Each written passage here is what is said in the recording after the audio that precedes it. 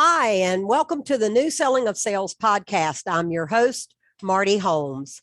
The New Selling of Sales is dedicated to telling positive stories from sales professionals, both in the classroom and in industry. We will chat with a variety of people. Each one of them is going to have an interesting story that I know you're going to want to hear. Our first guest today is Mike Bosworth. Mike has been a thought leader within the field of sales over the last several decades. He's a best-selling author, written Solution Selling, Creating Buyers, co-author of Customer-Centric Selling, and co-author of What Great Salespeople Do, The Science of Selling Through Emotional Connections and the Power of Story. His years of field experience, plus the knowledge he gained working with Neil Rackham on the Xerox spin selling pilot, inspired him to found Solution Selling. And he went on from there. And in 2008, he realized that there was something missing in the understanding of why such a small percentage of sellers generated such a large percentage of the revenue. And his interest in research into how this all happened led him to find Mike Bosworth Leadership. So today we have Mike Bosworth on the line. And Mike, thanks so much for being my very first guest. Well, it's an honor and a pleasure to be here with you, Marty. And if you think about it, if you look at the map, we could hardly be any further apart. That's true. Way up northwest corner, and you're down in the southeast corner. Right. It just goes to show you the power of technology. It doesn't really matter where you are anymore, does it? No, it doesn't. Yeah. Well, Mike, one of the things I wanted to talk about today was how professional sales, when you use that term, it brings visions of used car salesmen and sleazy and slimy practices in most people's minds. So what can we do to change that perception? Well, we do it one sales call at a time, at least, unless we figure out a better way by sending out some videos and things like that. But if you think about it, I believe the reason is that most human beings, even salespeople, don't like getting calls from other salespeople. Most human beings, if they're at home at night and the phone rings and somebody says, "Oh, hey, Marty, you're the winner of one of 3 valuable prizes, a Mustang GT, a trip to Las Vegas." I mean, the buyer resistance comes up immediately. And I think the reason is that 99% of us have come away from multiple times in our lifetime with an encounter with a salesperson where we almost felt like we had to take a shower. We felt pushed into doing something we didn't want, potentially manipulated, hearing phrases like, "Would a morning or an afternoon be better?" And the problem with a lot of the sales training that's out there today is that it's teaching salespeople to use words and phrases and lines that already have turned off millions of people. If you think about it, if you're a young salesperson, the worst thing you can do, whether it's a face-to-face call or a telephone call with a buyer, is to remind them of another salesperson they had a bad experience with. So one of the things I'm coaching salespeople on is to stop doing the common words and phrases. "Would a morning or an afternoon appointment be better? I'm going to be in your neighborhood next Thursday." All that stuff that millions of salespeople have tried and is turning buyers off. And in order for us to change this, we have to teach salespeople to emotionally connect and build trust with strangers very quickly. And the best way I have learned to do that is using stories, very short, 60-second stories that trigger a buyer's pure curiosity. Because if you're selling B2B, in the business world, most professionals, whether you're in accounting or finance or production or engineering or marketing or in the IT department, most professionals in the business world are very curious about what their peers are doing. Yes. Yes. And so we're teaching salespeople, because even if you have the best 60-second story in the world, you can't just call a stranger and start telling a story and expect them to listen to that story. So one of the key things we have to teach salespeople is to get permission to tell the story. So if I called you on the phone and you were a CIO and I knew I had a great CIO story, and I said, Marty, this is Mike Bosworth with the ABC Networking Company, and you and I haven't spoken before, but I know you're the CIO at your company, and I'd like your permission to tell you a short story about another CIO we've worked with. Human curiosity. Pure curiosity, Mhm. right? So in 10 seconds, you can trigger the pure curiosity. Now, if the person, 99% of them say, sure, go ahead, because they do have pure curiosity. Now, we design the story where after 60 seconds, this person who had pure curiosity now realizes, God, this guy sounds really young on the phone, but it sounds like he understands how hard my job is. Mm-hmm. And it sounds like she has helped somebody just like me solve a problem I haven't really gotten my arms around yet. Yeah. So you've got So that. at the end of my 60-second story, I say, but Marty, enough about me. What's going on with you? Now you're going to do one of two things. You're either going to fold your arms, and you can feel somebody fold their arms even over the phone, right? Mm-hmm. Mm-hmm. So, Absolutely. So if the story didn't work, you're going to go, well, what do you want to know? Uh-huh. But most of the time, if the story is well engineered and written conversationally, and the seller has rehearsed that story a few times on their peers. In other words, I don't think salespeople should be practicing on buyers. They should be practicing with each other and with their, Yeah, there is some of that in role playing. Yeah. Right. That's why it's got to be role played. Selling is a skill. It's not an academic subject. Just like driving a stick shift car, you can't learn that from a video.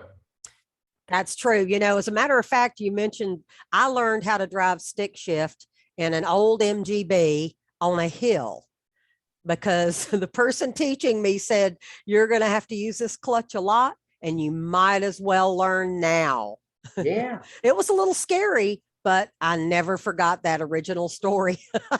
Yeah. And it's something that once you can do it, it's like riding a bike. Once you can do it, you can do it. Once you can drive stick, you can drive stick. Mm-hmm. But you can't learn it from a video or a lecture. And that's the real difference between sales and marketing. Marketing is an academic subject. Mm-hmm. Sales is a skill. It's not an academic subject. But now we're being a little counterproductive here because we know that there are a lot of universities out there teaching professional sales, and they're doing it. They're doing it through sales competitions, through role plays. So they're doing it the right way, I believe, for the most part. But what do you suggest they could do to enhance that competition and role play and carry it more into what you're talking about, learning to, tell a story and make a connection? What can they do? Well, it's interesting because one of the big topics I consult with my clients on is integrating their marketing department with their sales department. And we had a big client, multi-billion-dollar networking company, and we did a sales kickoff for them. And they had 11 really well-written, well-researched customer success case studies on their website, right? Right. 11 of them. And I asked for a show of hands in the sales audience. I said, how many of you are using those case studies? No hands went up. Yeah. Because they were written to be read. They had proper grammar and commas and the I's dotted and the T's crossed, but they were so long and full of detail, it would have taken you, if you went on their website, it would have taken you 3 to 5 minutes just to read the dang things. Yeah. And salespeople are eyeball to eyeball, or whether it's on Zoom or whether it's face to face. And so one of the things that we started doing with our clients is we had salespeople and marketing people do makeovers on those stories and make them what we call sales ready. And sales ready means conversationally ready. And we have found that the key to teaching salespeople is the story has to be 60 seconds. It has to be a peer story, so you don't even tell it until you've triggered the pure curiosity. Can I share a story with you about another CIO? And then you say yes. And then, of course, this is role played. Right. Well, this CIO we're talking about started off her career, and we have the green setting part of the story, and writing the 3 bullets of that story in the salesperson's own handwriting, so they can look at the person and tell a conversational sales ready story, not a marketing case study that's on the website. Not this. Yeah, I got you. And then they go to the complication, the struggle the person is having in their story.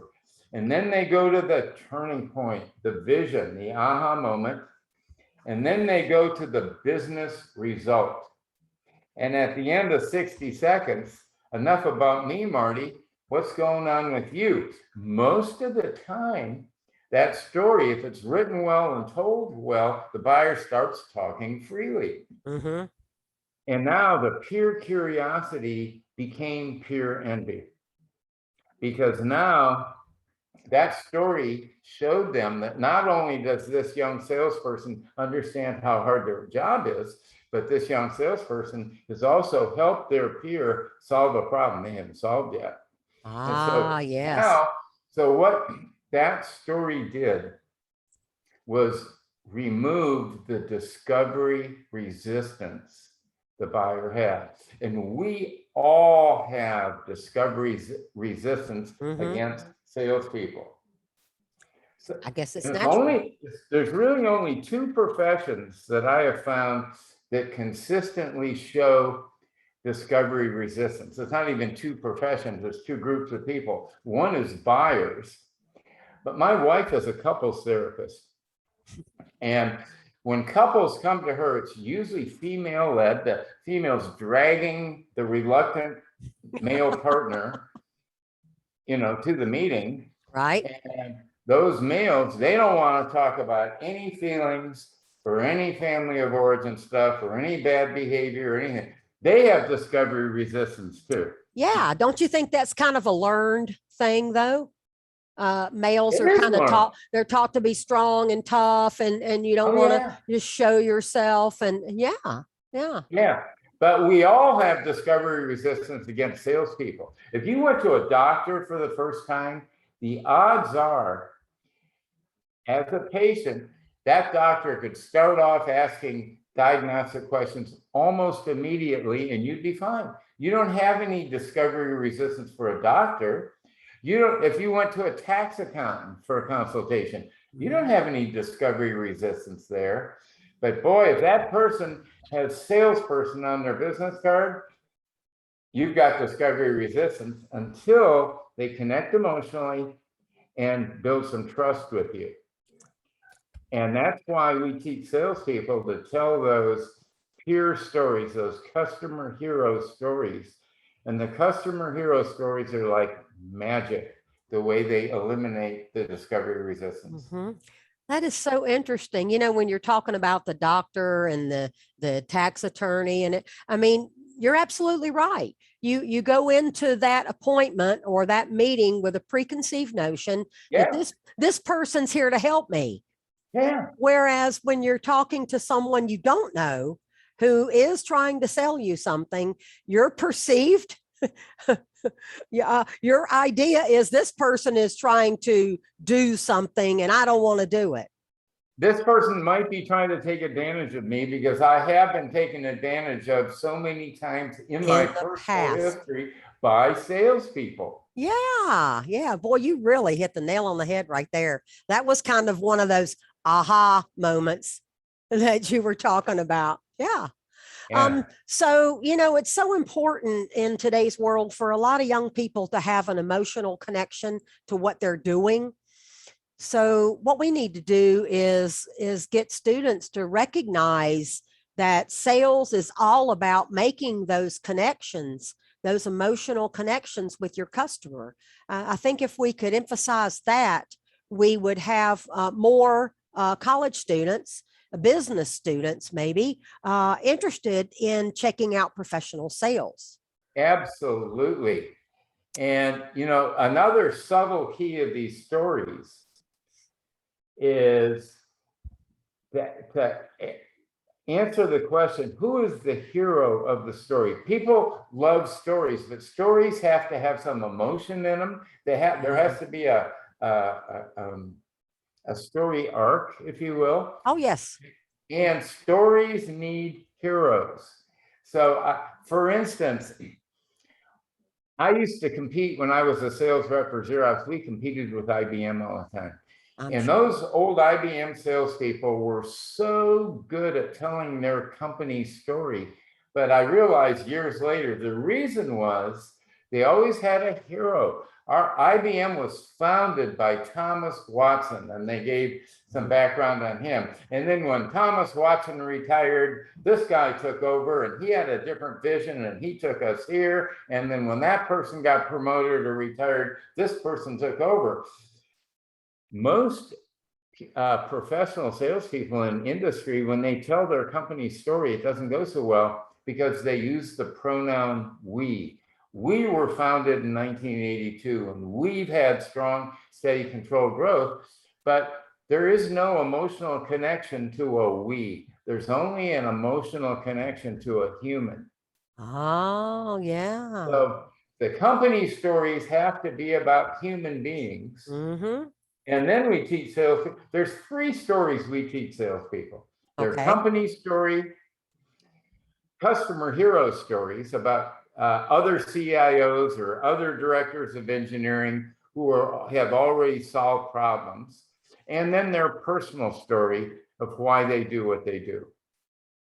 And most buy cycles are started off with a customer hero story, the pure curiosity story that ideally turns pure curiosity into pure envy and removes the discovery resistance.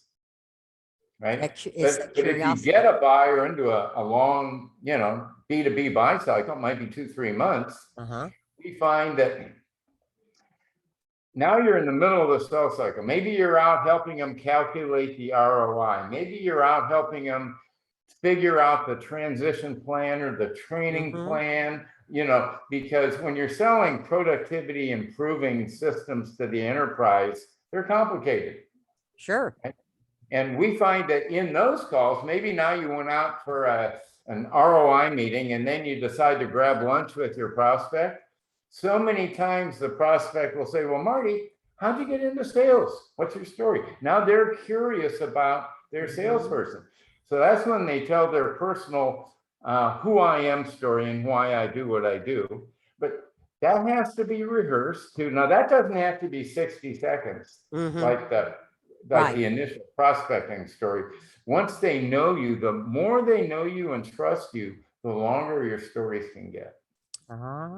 Yeah. It's all but in about the very developing. beginning, we only have 10 seconds to trigger pure curiosity. And then we have 60 seconds to convert the pure curiosity into pure envy. That's the most critical part. But the third story, your company story, most enterprise buyers, they go through this buy cycle, and the senior executives are typically there in the beginning, and then they delegate the middle, all the details, the calculating the ROI and the transition plans. But then at the end, when they want to negotiate price, the senior executives are in there again, and they're thinking about risk. The senior executives think about risk. So now, they're asking us for $1.5 million for this system. What if we do? What if we don't? And that's where your company story, because now they want to know, does this organization keep their promises? Are they trustworthy? Yeah. So those are the three key stories we teach salespeople. Fascinating. But what we really want to do is help these marketing departments do a better job of helping sales. Because if you think about it, and I'm sure your sales professors have heard this forever, but most vice presidents of marketing think we're handing sales all these hot leads and they fall into a black hole. Right. But the VP of sales says those hot leads from marketing are from low-level people who have no authority, no clout, no spending authority. So yeah, there are two silos fighting each other. Yeah, there is a lot of talk about marketing and sales need to work together. Some organizations seem to be doing a better job, but others are really struggling. I'm working on a white paper on that that's almost finished. And so if any of your college professors would like that, just give me a notice on LinkedIn and I'll send it to them. But I'll make it real simple. To solve that problem, it's amazingly easy. I get the VP of sales and the VP of marketing in the same room, just the three of us, for a 1-hour meeting. 1 hour. And at the end of that 1-hour meeting, I get the two of them to agree on the definition of a qualified lead. It sounds so simple, but I bet that's a challenge. But here's the definition. A targeted buyer persona, like we sell the CIOs and engineering managers and manufacturing, whatever, the personas of the people we sell to. So a targeted buyer persona by name is curious how we help him or his or her peer achieve a goal or solve a problem. So now, if we can get the inside sales department prospecting with these customer hero stories, now when they get a live one, they hand it off to sales. And sales loves those leads. Isn't it interesting? It's just about getting people to talk to each other and coming up with a common statement, a common problem, a common story. It sounds so simple, but I know it's not.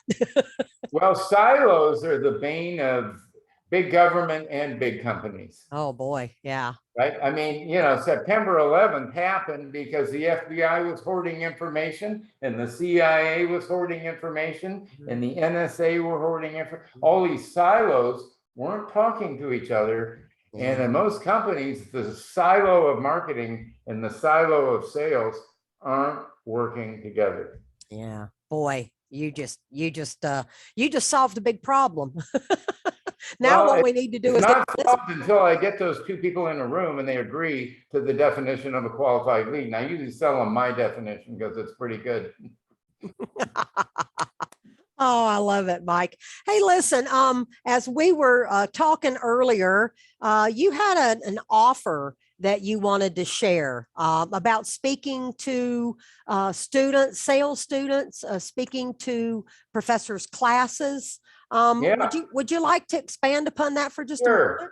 I love to do that. And I gave you a list of some of the schools I've already spoken to. But Zoom makes it really easy. I can stay right here on Orcas Island and I can zoom in.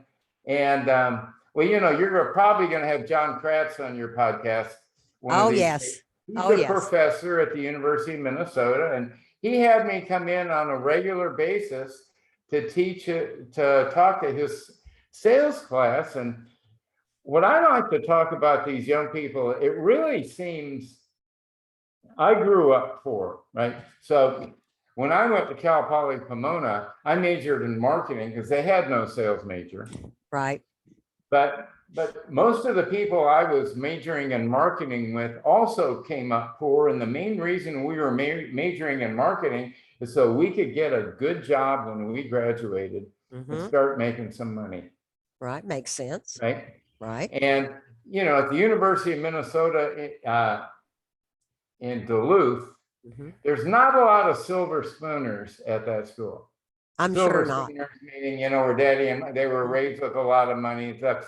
These kids, they're majoring in business and sales and marketing because they want to start making some money when they graduate. Sure. And I asked these classes, I said, how many of you want to make some serious money while you're still in your 20s? And all the hands raised up. Right. They got student debt, and I say, if you think about it, very few people make good money in their 20s.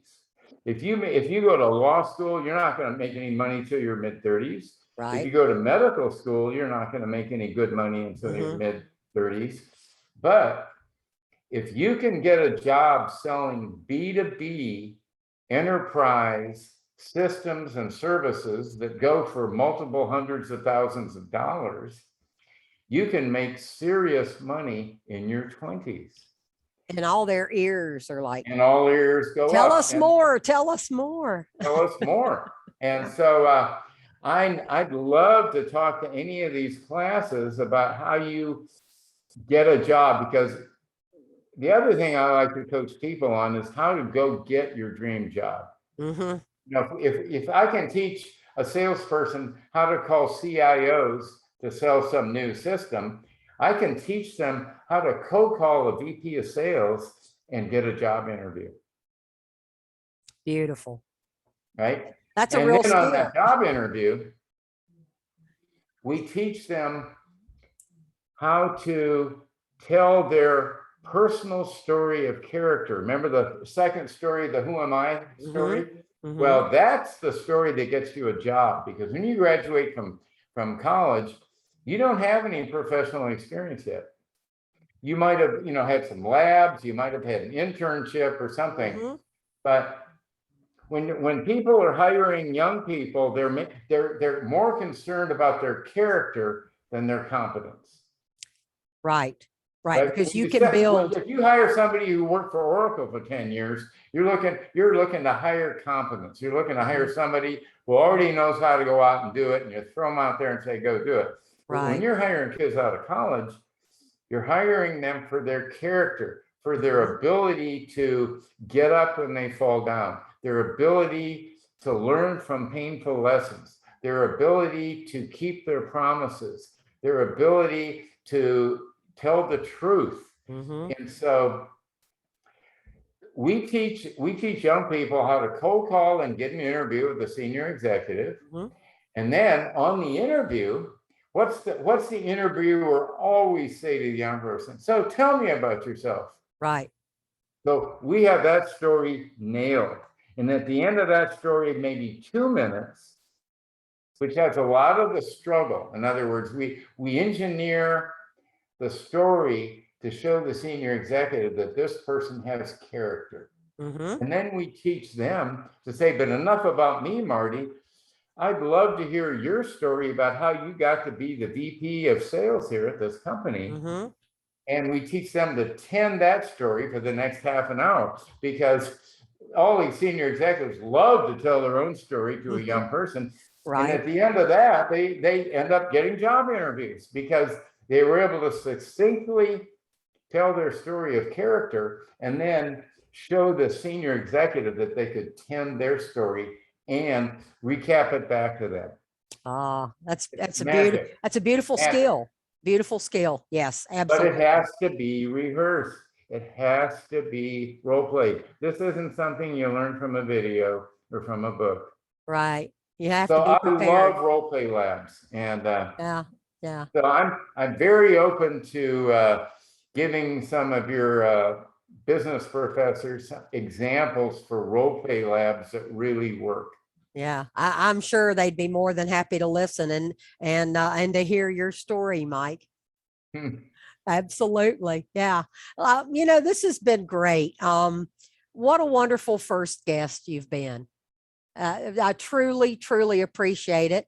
And I know that individuals going to be really interested in hearing your story and what you have to say. And again, we're going to make sure that our professor colleagues that we know all over the country and even all over the world know that you are interested in speaking to their students.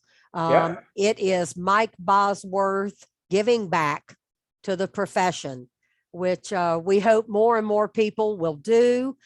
We promote that on a continual basis. And Mike, I just can't tell you, it's been a learning experience for me. And before I go today, I want to thank you for putting the idea of SEF hosting a podcast and for myself serving as host into this little brain up here. And I'm so happy that I acted upon it. And I thank you so much.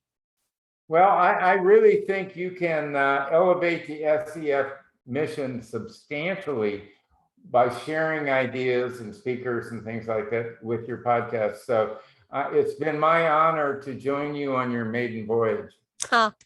Thank you, Mike. All Take right. care, and we'll talk again soon. All right. Bye-bye. Bye, Marty.